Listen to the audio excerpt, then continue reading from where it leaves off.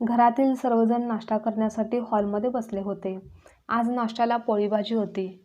संध्या किचनमध्ये गरमागरम पोळ्या करत होती व सर्वांना आणून देत होती. काही वेळाने बराच वेळ झाला तरी संध्याने अजून पोळी आणून दिली नाही. म्हणून तिची सासू तिला आवाज देत होती, "अगं सूनबाई, कुठे गायब झाली आहेस? कधीपासून आम्ही इथे पोळ्यांची वाट पाहत बसलो आहोत आणि तू इतका वेळ काय करत आहेस?" असं बोलत त्या किचनमध्ये गेल्या. पण किचनमध्ये कोणीच नसतं. तेव्हा पुन्हा मोठमोठ्याने त्या "सूनबाई, सूनबाई" आवाज देत असतात बोलत होत्या. हे ऐकून त्यांचा मुलगा निधिश तेथे आला व पत्नी कोठे आहे हे पाहू लागला. तर त्याच्या लक्षात आलं की संध्या बाथरूममध्ये उलट्या करत आहे. तिची ती अवस्था पाहून घाबरतच निधिश आईजवळ येतो आणि बोलतो की, "आई, संध्या बाथरूममध्ये उलट्या करत आहे. मला तिची ती अवस्था पाहवत नाही. तू जाऊन पाहशील का?" अरे वा, बायकोची खूपच काळजी वाटते काय? त्यापेक्षा कामावर जाण्याची वेळ होत आहे. कामावर जाण्यासाठी निघ, कामाची काळजी कर. आईचे बोलणे ऐकून निधिश काहीच आईपुढे बोलू शकला नाही. काही वेळाने संध्या बाथरूममधून बाहेर येते.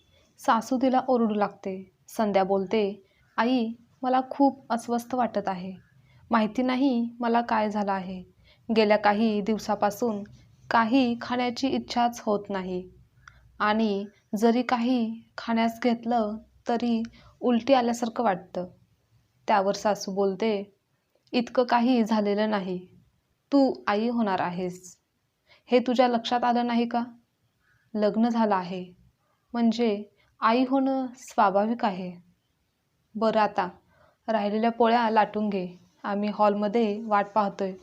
असं बोलून त्या निघून गेल्या. संध्याला मात्र आपण आई होणार असल्याचा आनंद खूप झाला होता. ती खूप जास्त खुश होती. पटकन तिने पोळ्या करून घेतल्या आणि काहीतरी चटपटीत खाण्याची तिला इच्छा झाली. म्हणून तिने स्वयंपाकघरातील डब्यात काही खाण्यास आहे का हे पाहण्यास सुरुवात केली. तेव्हा डब्यांचा आवाज ऐकून सासू किचनमध्ये येते आणि ओरडू लागते की, "तेलकट काहीही खाण्यापेक्षा पोळी भाजी खाऊन घे आणि राहिलेली कामे पटकन पूर्ण कर." मग संध्यासुद्धा काही न बोलताच इच्छा नसतानाही पोळी भाजी खाण्यास घेते. त्यानंतर तिला आराम करावासा वाटतो. पण सासूबाई पुन्हा ओरडतील म्हणून ती गप्प बसते आणि विचार करू लागते की, "मी तर या घरची सून आहे ना, मग मला आराम कसा करून चालेल?" सुनांनी आराम केलेला कोणालाच पटत नाही.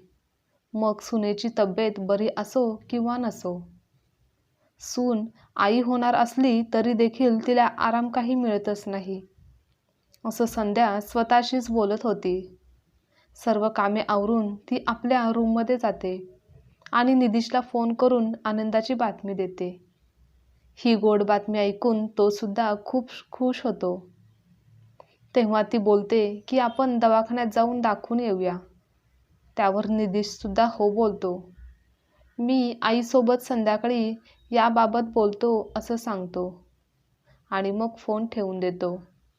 संध्याकाळी जेव्हा निधिश घरी येतो तेव्हा निधिश आईला सांगू लागतो की संध्याला दवाखान्यात घेऊन जावं लागेल, तिचं चेकअप करावं लागेल.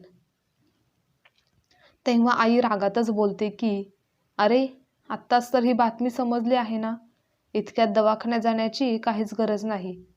काही महिने होऊ दे, मग दवाखान्यात जाऊन या. आत्तापासूनच हे फालतूचे खर्च करण्याची काहीच गरज नाही. अजून दवाखान्यात जायला टाईम आहे. आणि तुला काय वाटतं, आम्हाला काही कळत नाही का? आम्ही सुद्धा मुलांना जन्म दिला आहे. एवढं तर आम्हाला नक्कीच कळतं." त्यावर निधिश सुद्धा काहीच बोलत नाही. आईच्या समोर बोलण्याचे त्याचे धाडसच कधी होत नाही. संध्या मात्र हे ऐकून नाराज होते. रूममध्ये जाते. 2-3 दिवसांनी निधिश कामावर असताना संध्या त्याला फोन करून येताना रसगुल्ले घेऊन येण्यास सांगते. कारण तिला गोड खाण्याची इच्छा झालेली असते. निधिश त्या दिवशी कामावरून घरी येताना संध्यासाठी रसगुल्ले घेऊन येतो. ते पाहून त्याची आई प्रचंड रागावते. मोठ्यानेच आवाजात बोलत असते, अरे वा बेटा निधीश, आजकाल बायकोच्या पसंतीचे सर्व आणायला लागला आहेस. आजपर्यंत कधी आईच्या पसंतीचे आईसाठी कधी काही आणलं नाही. अरे मी तुला जन्म दिला आहे हे विसरू नकोस. निधीश घरात वाद नको म्हणून काहीच न बोलता रूममध्ये निघून जातो. असेच काही दिवस जातात. संध्याच्या सासूचे वागणे काही बदलत नाही. संध्याला आता 2 महिने पूर्ण झालेले असतात. त्यामुळे निधीश संध्याला दवाखान्यात चेकअप करण्यासाठी घेऊन जातो. तेव्हा डॉक्टर सांगतात की संध्याला खूपच अशक्तपणा आला आहे. रक्ताची कमतरता सुद्धा आहे. त्यामुळे चांगला पौष्टिक आहार, फळे व आराम करण्याची गरज आहे. सोबतच हलकासा व्यायाम करणे, चालणे सुद्धा आवश्यक आहे. हे जेव्हा निधीश घरी आल्यानंतर आईला सांगतो, तेव्हा आईला काही हे पटत नाही. त्या बडबड करू लागतात, काय झालं आहे तिला? रोज वेळेवर जेवण तर करते, मग कसा काय अशक्तपणा आला आहे? आणि ही एकटीच काय आई होणार आहे का? आम्ही काही मुलांना जन्म दिला नाही का? सकाळ पहाटेपासून कामाला सुरुवात व्हायची. दिवसभर फक्त कामच काम असायचे, पण आम्हाला नाही कधी जाणवला थकवा. पण हिचे नाटक काही वेगळेच चालू आहे. आजकालच्या मुलींना तर काहीच सहन होत नाही. खरं तर डॉक्टरांनी संध्याला आराम करण्यास सांगितलं आहे, हेच मुळात त्यांना पटत नव्हतं. त्यामुळे त्यानंतरही संध्याला घरातील सर्व कामे करावीच लागायची. कधीकधी संध्याला खूप कंटाळा यायचा, आराम करावासा वाटायचा, पण सासूची बडबड चालू असायची. त्यामुळे संध्या स्वतःच्याच मनाने काहीच करू शकत नव्हती. या बाबतीत निधीशची सुद्धा तिला कधीच साथ मिळाली नाही, कारण तो आईसमोर काहीच बोलू शकत नव्हता. संध्याची काळजी घेणे, तिला सोबत देणे हे फक्त रूमच्या आतमध्येच होते. रूममध्ये असताना खूप काही आश्वासने तो संध्याला द्यायचा, पण रूम बाहेर त्याचे काहीच चालायचे नाही. याचे वाईट संध्याला नेहमीच वाटायचे. ती अनेक वेळा निधीशला समजावून सांगायची, पण निधीशवर त्याचा काहीच परिणाम होत नसे. आणि लक्षात ठेव सूनबाई, आम्ही तुला इथे लग्न करून आणलं आहे ते कशासाठी? या घराण्याला वारस मिळावा, घरातील कामे करता यावी म्हणूनच ना. आणि ते तुझे कर्तव्य आहे. या घराला एक चांगलं बाळ देणं ही तुझी जबाबदारी आहे. आणि डिलेव्हरी व्यवस्थित व्हावी असं वाटत असेल तर आत्तापासूनच कामाची सवय ठेव, म्हणजे मग सोपं जाईल. स्वयंपाकघरात भांडी घासायची पडली आहेत, ती आधी आवरून घे आणि मग रात्रीच्या स्वयंपाकाची तयारी कर. आम्ही काय उपाशीच राहायचं आहे का? सासू सासऱ्यांची सेवा करणं, त्यांची काळजी घेणे हे सुनेचे कर्तव्यच असते. पण मी आजकाल पाहत आहे, तू तर फारच आळशी होत आहेस. कोणतंच काम वेळेवर पूर्ण करत नाहीस. जेव्हा पाहावं तेव्हा चेहरा पाडून बसलेली असतेस. गरोदर आहेस म्हणजे फक्त स्वतःकडेच लक्ष द्यायचं नसतं, तर घरातील सर्वांची काळजी देखील घ्यावी लागते. असं बोलून त्या हॉलमध्ये TV पाहण्यासाठी गेल्या. संध्याला आधीच थकवा जाणवत असतो. त्यामध्ये सासूची बडबड ऐकून अजूनच अस्वस्थ वाटू लागलं. खरं तर या अवस्थेमध्ये शारीरिक व मानसिक दोन्ही बाजूने फिट असणं खूप जास्त गरजेचं असतं. पण संध्याला मात्र आनंदी राहावं म्हटलं तरी आनंदी राहता येत नव्हतं.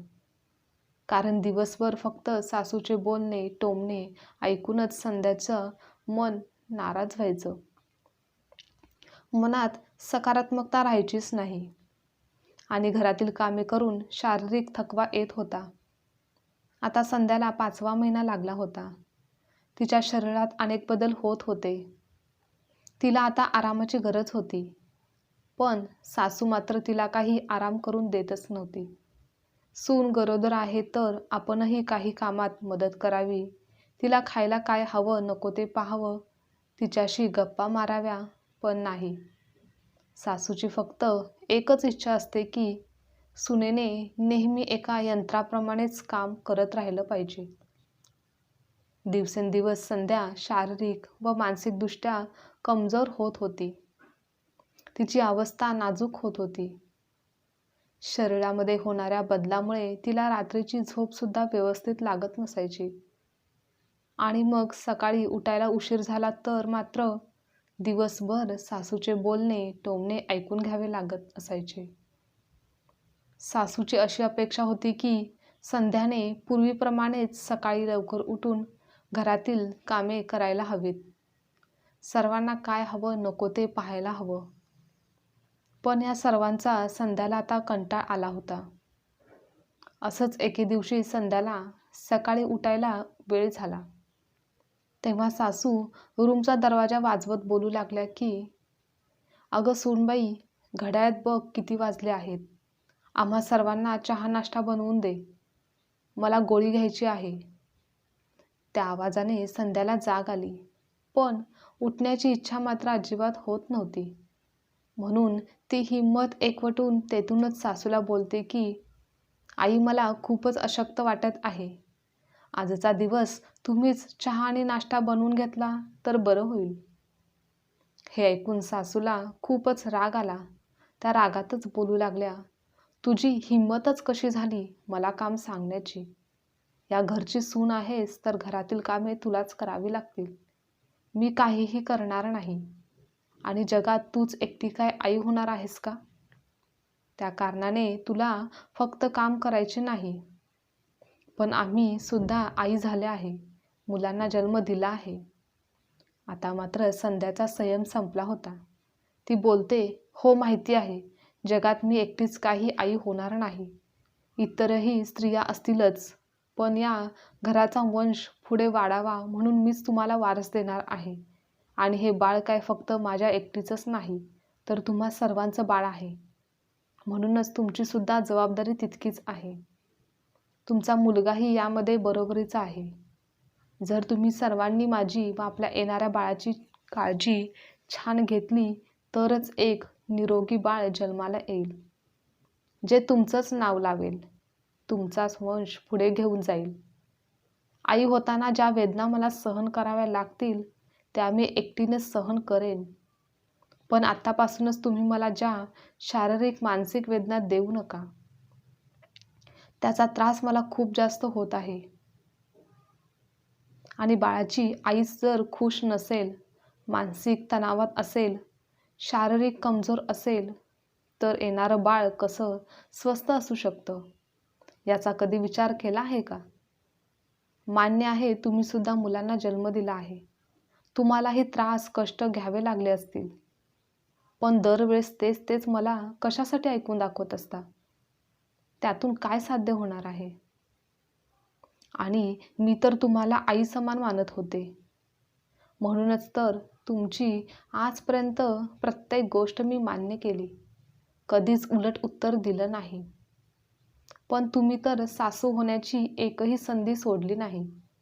सतत बोलणे, टोमणे मारणे तुमचे चालूच असते." आता बाजूलाच असलेल्या निधीशकडे पाहत संध्या बोलते, "तुम्ही तर आयुष्यभर सोबत राहण्याचे, प्रत्येक सुखदुःखात साथ देण्याचे वचन दिले होते. पण साधे तुम्हाला माझी काळजीही घेता आली नाही. माझ्या मनाचा विचार तुम्ही कधीच केला नाही. या अवस्थेत सर्वात जास्त गरज एका पतीची असते. पती जर सोबत असेल तर प्रत्येक दुःख लहान वाटते. आपल्या बाळाविषयी किती स्वप्न पाहिली आहेत मी. पण मानसिक अवस्था इतकी नाजूक आहे की मला चांगलं काही सुचतच नाही.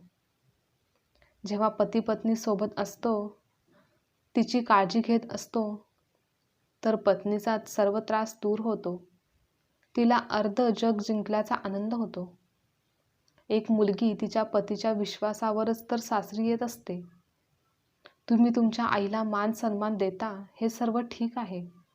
पण त्यांना घाबरून तुम्ही चुकीच्या गोष्टीला तरी पाठिंबा देऊ नका. जेव्हा मला तुमची गरज होती तेव्हा तुम्ही माझ्यासोबत नव्हता." संध्याचे बोलणे ऐकून निधीशची मान लाजून खाली गेली. संध्याच्या बोलण्याचा सासूवर व निधीशवर चांगला परिणाम झाला होता. सासू बोलते, "हो सूनबाई, तू बोलतेस ते एकदम बरोबर आहे.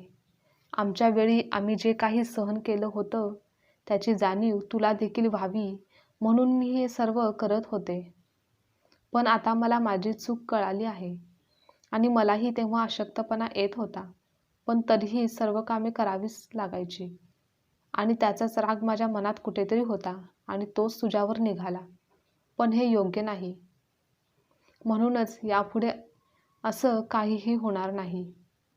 मी तुला सर्व कामात मदत करेन.